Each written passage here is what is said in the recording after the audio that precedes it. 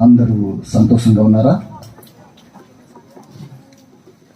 సంతోషంగా ఉన్న వారందరూ చేతులు ఎత్తండి.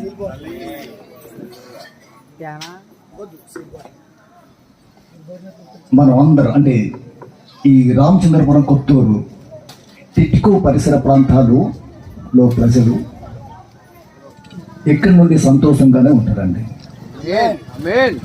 ఎందుకు సంతోషంగా ఉంటారో అనేది నేను ఒక వాక్యాన్ని చూపించి ఆ తదుపరి సాక్ష్యాన్ని పంచుకోవాలని అనుకుంటున్నాను. అపోస్తుల కార్యగ్రంథం 8వ అధ్యాయం 5 నుండి 8 వచనాలు. అపోస్తుల కార్యాలు. అప్పుడు ఫిలిప్పు సమరయ పట్టణం వరకు వెళ్ళి క్రీస్తును వారికి ప్రకటించుచు చుండెను.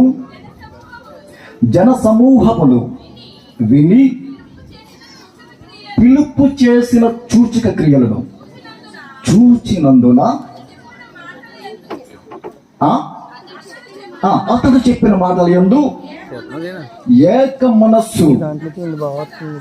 ఏక మనస్సుతో లక్ష్యముంచగా అనేకులకు పట్టిన అపవిత్రాత్మలు పెద్ద కేకలు వేసి వారిని వదిలిపోయాను. పక్షవాయువు గలవారును, కుంటివారును అనేకులు స్వస్థత పొందిరి. అందుకు ఆ పట్టణంలో మిగుల సంతోషము కలిగిందట. స్వస్థత పొందిరి. అందుకు ఆ పట్టణంలో మిగుల సంతోషము కలిగిందట. మరి సమరయ ప్రాంతానికి వెళ్ళిన ఫిలిప్పు ఆ ప్రాంతంలో దేవుని సువార్తను ప్రకటించిన తర్వాత ఏం చేశాడట? అనేకమైన సూచక్రియలు, అద్భుతాలు చేశాడు. అనేకమైన దురాత్మల నుండి ఆయన ప్రార్థించినప్పుడు విడుదల పొందినప్పుడు ఆ పట్టణం అంతా మిగుల సంతోషించింది అంటున్నాడు. ఇక్కడ రాయబడి ఉంది.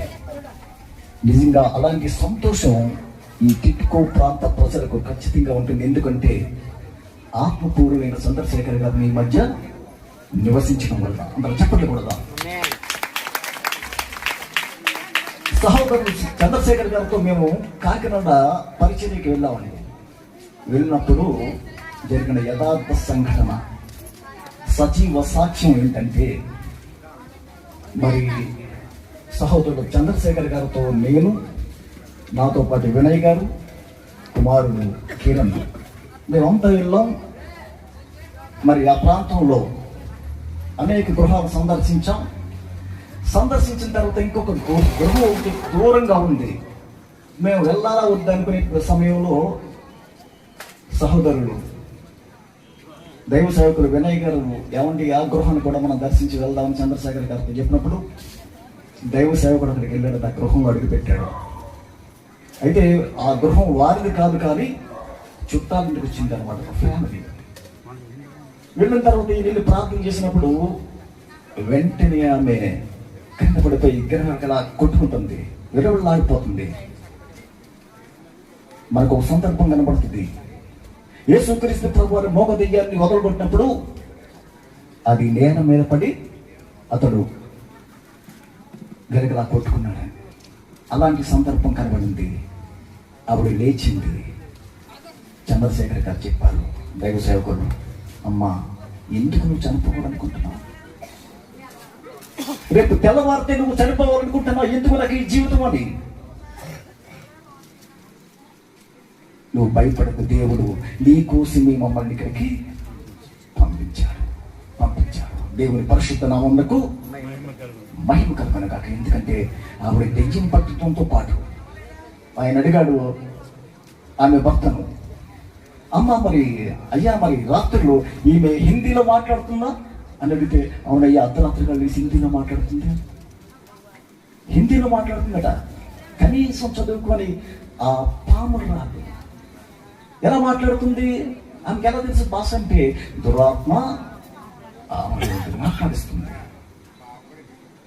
కాబట్టి అమ్మా, నువ్వు రక్తస్రావంతో బాధపడుతున్నావు, అనేకమైన నెలల నుండి దేవుడు నిన్ను ఈరోజు స్వస్థపరుస్తాడు అన్నప్పుడు నిజంగా దేవుడు అక్కడ అద్భుతమైన కార్యం చేశాడు. వెంటనే ఆమె ఆ దైవ సేవకుడు చంద్రశేఖర్ గారి కాళ్ళ మీద పడిపోయింది. అమ్మాయి ఘనత నాది కాదు, యేసు నామమునకి మహిమ. అందరూ కూడా తప్పలు కొడదాం. దేవుడికే మహిమ, ఆయనకే మహిమ అన్నప్పుడు నాకు అప్పుడు అర్థమైంది. ఈ వాక్యం గుర్తొచ్చింది. సమరయ ప్రాంతానికి వెళ్ళి ఫిలిప్పు పరిచర్య చేసినప్పుడు, అనేకమైన సూచక్రియలు చేసినప్పుడు అక్కడ ఉన్న ప్రజలందరూ సంతోషించి దేవుని యందు విశ్వాసం ఉంచారని. అలాంటి సంతోషం ఖచ్చితంగా ఈ ప్రాంతానికి వచ్చిందని నేను గట్టిగా విశ్వసిస్తున్నాను. ఎందుకంటే యాకోబు పత్రికలో ఉంటుందన్నమాట, నీతిమంతుని ప్రార్థన మనపూర్వకమైనది, బహు బలముగాది ఉంటది అంటాడు. ఒక నీతిమంతుడైన దైవ సేవకుడు ప్రార్థన చేసినప్పుడు దేవుడు అనేకమైన కార్యాలు చేయగలడు.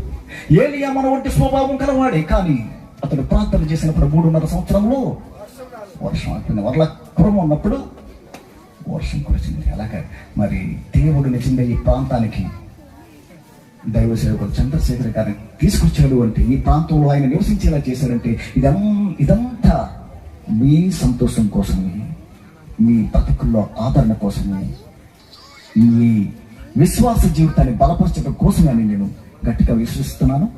మరి ఇలాంటి అవకాశాన్ని దేవుడు మీ అందరికీ దయచేసినందుకు దేవునికి ఎన్నో కృతజ్ఞతలు తెలియజేసుకుంటున్నాను.